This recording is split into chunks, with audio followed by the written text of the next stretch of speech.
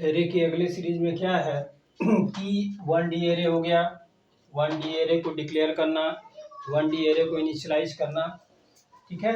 और उसके एक एक एग्जाम्पल हो गए। अब हम लोग पढ़ेंगे 2D array, 2 dimensional array, 2 dimensional array, द्विमीमीय एरे जिसको कहा जाता है।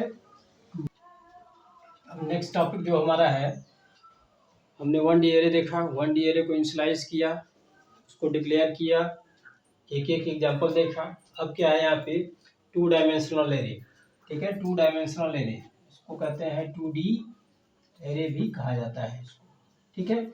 अब इसको इसमें क्या होता है, तो 2 डायमेंशनल एरे जो होता है वो मैट्रिक्स के रूप में होता है। मैट्रिक्स का मतलब होता है कि रो और कॉलम के रूप में होता है। तो 2D एरे में, ऐसे 2D एरे में एक से अधिक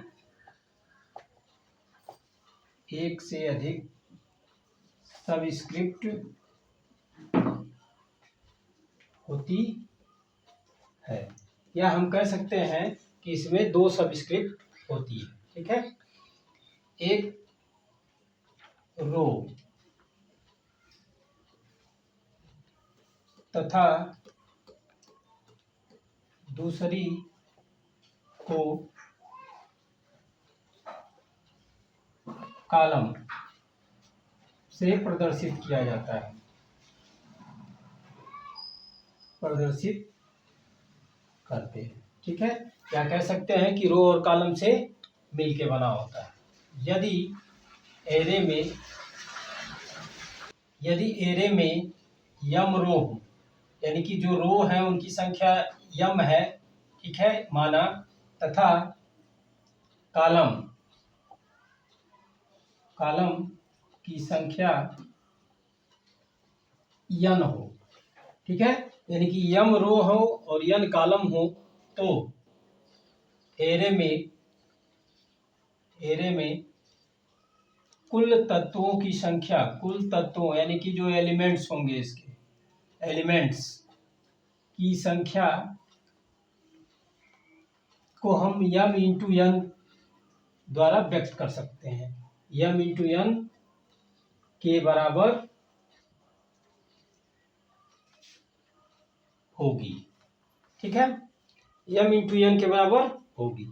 अब जैसे मान लिया अगर हमारा एक एरे है, इसको हम लिखते हैं जैसे एग्जाम्पल के रूप में इंटू, ठीक। एरे है इंट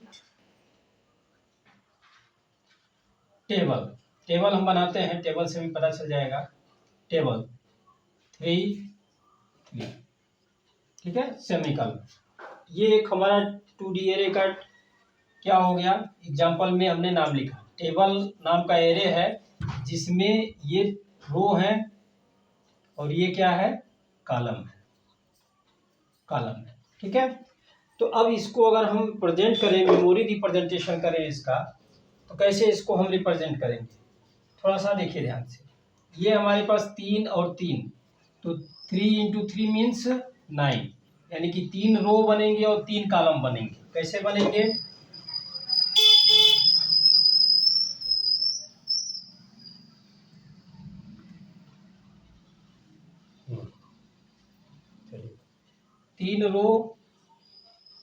तीन रो और 3 कॉलम बनेंगे, ठीक है। 3 रो बनेंगे और 3 कॉलम बनेंगे। तो ऐसे बनेंगे, 1 1 2 3, ये कॉलम हो गया, और ये हो गया 1 2 3 रो हो गया। यानी कि ऊपर से नीचे ये जो होगा इसको हम बोलेंगे रो, ठीक है। और ये वाला दाएं से बाएं या बाएं से दाएं, ठीक है, ये जो भाग होता है ऊपर का, इसको बोलते हैं कॉलम। अब इसमें स्क्रिप्ट को कैसे लिखा जाता है, तो स्क्रिप्ट हमारी n-1 यानी कि 2 तक ही बनेगी, रो का भी, और 2 तक बनेगा कॉलम का, और 0 से शुरू होगा, तो 0 1 2, ठीक है। उसी तरीके से 0 1 2, ये हमारा हो गया स्क्रिप्ट, हो गया रो और कॉलम का स्क्रिप्ट बन गया। इसके अकॉर्डिंग n-1 यानी कि दो तक ये गया है रो और कॉलम n-1, मैक्सिमम संख्या 3 है, तो 0 से 3-1 दो तक इसकी स्क्रिप्ट बनेगी। ठीक है, तो ये स्क्रिप्ट बन गया और 1 2 3 4 5 6 7 8 9 ये 9 हमारे खाने बन गए, यानी कि टोटल जो एलिमेंट्स इसमें रखे जाएंगे उनकी संख्या क्या हो जाएगी, 9 हो जाएगी। अब इसको हम देखेंगे कि टेबल वेरिएबल में इसको हम कैसे लिखते हैं। तो टेबल ऐसे 9 स्क्रिप्ट हम बना लें पहले। टेबल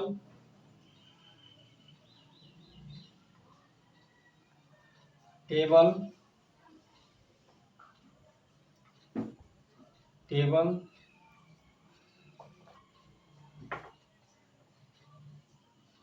टेबल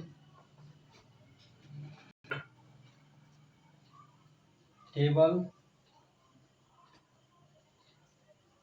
टेबल ऐसे करके हम टेबल 1 2 3 4 5 6 7 8 और ये 9। अब इसकी स्क्रिप्ट को लिखेंगे, ध्यान से देखिएगा, थोड़ा सा ध्यान देना है कि इसकी स्क्रिप्ट को लिखा कैसे जाएगा। तो इसको स्क्रिप्ट लिखने के लिए हम पहले रो से लेंगे, रो से कॉलम के साथ क्या करेंगे, मल्टीप्लाई करेंगे। तो 0 और 0, तो यहाँ पे क्या हो जाएगा 0 इंटू 0, यानी कि इस रो का पहला एलिमेंट और कॉलम का पहला एलिमेंट, फिर रो का पहला एलिमेंट कॉलम का पहला एलिमेंट, ये दूसरा एलिमेंट। 0 पहला एलिमेंट हो गया और 0 और 1 क्या हो गया, दूसरा एलिमेंट हो गया। इसी तरीके से 0 और 2 ये हमारा क्या हो गया, इस कॉलम का तीसरा एलिमेंट, यानी कि इससे इसको, फिर यहाँ पे, फिर इससे ऐसे। तो ये हमारे 3 एलिमेंट यहाँ तक पूरे हो गए रो के लिए, कॉलम के लिए। अब ऐसे ही कॉलम फिर चलेगा, 1 से 0 यानी कि 1 लिखेंगे, 0 कॉलम, 1 रो 1 कॉलम, 1 रो 1 कॉलम, ठीक है, 1 रो 2 कॉलम, 1 रो 2 कॉलम। फिर ये वाला पूरा हो गया हमारा यहाँ तक।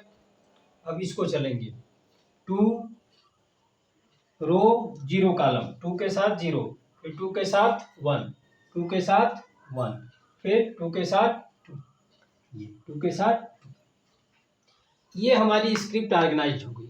ऐसे ही ये क्या करेगा, एरे अपने एलिमेंट्स को इसमें व्यवस्थित करेगा। अब मान लिया हम सपोज करिए कोई वैल्यू रखते हैं इसमें, वैल्यू मान लिया यहाँ पे हमने लिख दिया 6, तो 6 जो है इसका एड्रेस यहाँ पे कहाँ पे लिखा जाएगा। तो ध्यान दीजिए 6 जो है ये किस रो में है, 1 वाले रो में है। किस रो में है, 1 वाले रो में है। और कॉलम की संख्या जो है वो कितनी है, 2 है, 2 में, यानी कि 1 और 2। तो इसमें देखेंगे स्क्रिप्ट कहाँ है, 1 और 2, तो इसका जो एड्रेस हो जाएगा क्या हो जाएगा, ये हो जाएगा। ये वैल्यू है 8, इसको कहाँ रखा जाएगा, तो ये है 2 रो में और 0 कॉलम में, 2 रो 0 कॉलम में, यहाँ हो गया। ठीक, इसी तरह से कोई भी एलिमेंट रखा हो, मान लिया यहाँ पे 10 12 15 7 9 13 20, तो इसको कैसे लिखेंगे, तो ये 0 0 10 हो गया, 0 1 12 हो गया, 0 और 2 15 हो गया, 1 और 0 कितना हो गया, 7 हो गया, 1 और 1 क्या हो गया, 9 हो गया, 1 और 6 क्या हो गया, 6 सही है, 1 और 2 6 सही है, 2 और 0 8, 2 0 8 सही है, हमने पहले ही इसको देखा था। 2 और 1 पे क्या है, 13 है, 13 13 लिख दिया, और 2 और 2 पे क्या है, 20 20, इसको हमने यहाँ पे लिख दिया। इस प्रकार से ये हमारा क्या हो गया कि मेमोरी रिप्रेजेंटेशन हो गया। अपने स्क्रिप्ट पे कैसे इन 9 एलिमेंट्स को ये रखिएगा, ठीक है। अब इसको हम लोग देखेंगे कैसे ये काम कर रहा है, तो ठीक है। तो ये हो गया 2D एरे का हमारा मेमोरी रिप्रेजेंटेशन और परिभाषा थ्योरी हो गई। 1 2 3 अब है 2D एरे को घोषित करना है। 2D एरे को घोषित करने का मतलब है डिक्लेयरिंग 2D एरे। एग्जामिनेशन की दृष्टि से देखिए लेसन बहुत इंपॉर्टेंट है, तो इस बात का ध्यान रखना है आपको कि कोई भी टॉपिक इसका छूटे ना, अन्यथा नंबर हमारे जो है 8 नंबर के प्रश्न में ये बोर्ड में कम से कम 3-4 बार पूछ चुका है। इसलिए बोर्ड को ध्यान में रखते हुए आप इस टॉपिक को अच्छे से कवर करिए। ठीक है, डिक्लेयरिंग 2D एरे, तो इसको कैसे घोषित किया जाएगा, इसका प्रारूप होगा syntax, data type, array name. अब यहाँ पे क्या देंगे हम, ब्रैकेट में नंबर ऑफ रो और नंबर ऑफ कॉलम, फिर सेमीकोलन। ये हमारा सिंटैक्स हो गया, इसका लिखने का तरीका हो गया। डेटा टाइप, एरे नेम, कितने रो हैं और कितने कॉलम हैं, नंबर ऑफ रो और नंबर ऑफ कॉलम, जिसके माध्यम से हम इसको डिनोट करेंगे।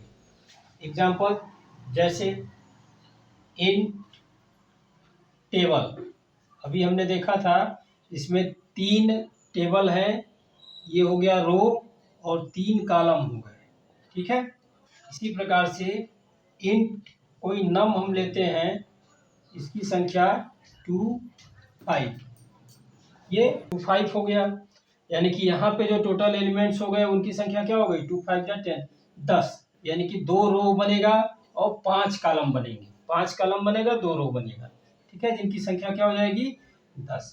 अगर चर में हम लेते हैं, चर नेम ले रहे हैं, तो 5, 5, तो यहाँ पे जो कुल कैरेक्टरों की संख्या होगी इसमें वो कितनी होगी, 5 × 5 मीन्स 25, 25 हो जाएगी।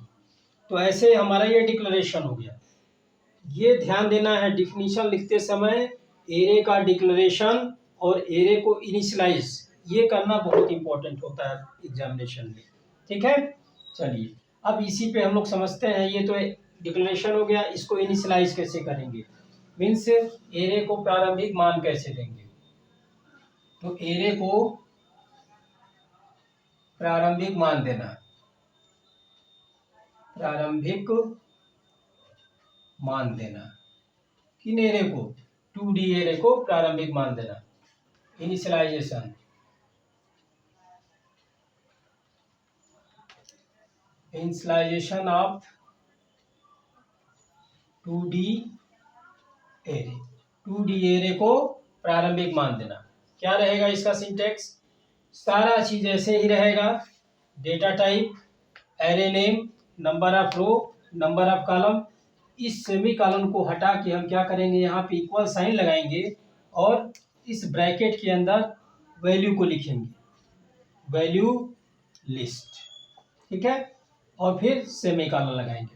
ध्यान दीजिएगा, जैसे हमने डिक्लेयर किया था सेम वही प्रोसेस है, बस अंतर क्या है कि data type, array name, number of row और नंबर ऑफ कॉलम लिखने के बाद हमने यहाँ पे क्या कर दिया, वैल्यू लिस्ट ले लिया और फिर सेमी कॉलन लगा दिया। ठीक है, और वैल्यू लिस्ट का मतलब होता है कि वैल्यू 1 कामा वैल्यू 2 कामा वैल्यू 3, ये जितने भी मान हम ले रहे हैं हमारे स्क्रिप्ट के अकॉर्डिंग होंगे, नंबर ऑफ रो और नंबर ऑफ कॉलम के अकॉर्डिंग होंगे। ठीक है, अब इसी एग्जांपल में हम लोग समझ लेते हैं, जैसे यहाँ पे है, इसको मिटा देते हैं। ठीक, इंट टेबल 3 ये हो गया, यहाँ तक हो गया। डाटा टाइप इंट हो गया, एरे का नाम टेबल हो गया, नंबर ऑफ रो कितने हो गए, 3 हो गए, और नंबर ऑफ कॉलम कितने हो गए, 3 हो गए। इसकी वैल्यू कुछ भी कोई भी मान हम ले रहे हैं, 8, 7, 9, 6, 5, 4, 3, 1, 2, 3, 4, 5, 6, 7, 10, 12 और सेमी कॉलन। तो ये क्या हो गया हमारा, 2D एरे में हमने क्या किया, वैल्यू को पहले ही सेट कर दिया, मीन्स इनिशियलाइज कर दिया, प्रारंभिक मान दे दिया हमने एरे को।